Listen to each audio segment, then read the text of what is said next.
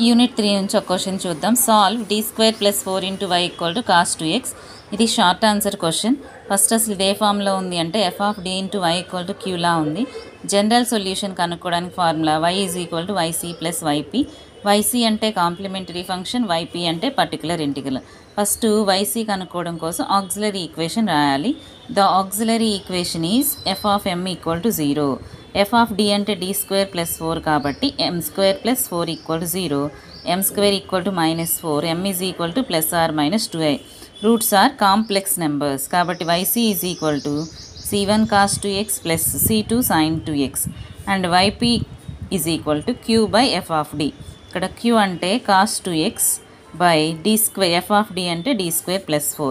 ఇది ఏ ఫార్ములాలా ఉంది అంటే cos ax d² + a² లా ఉంది. cos ax d² అలా ఉన్నప్పుడు ఫార్ములా x/2a sin ax. కాబట్టి ఇక్కడ cos ax d² + a² లా ఉంది కాబట్టి x/2 × 2. ఇక్కడ ఏ అంటే 2 చూడండి, 2² అంటే 4 sin 2x. సో yp వచ్చింది, yc వచ్చింది. General solution y = yc + yp.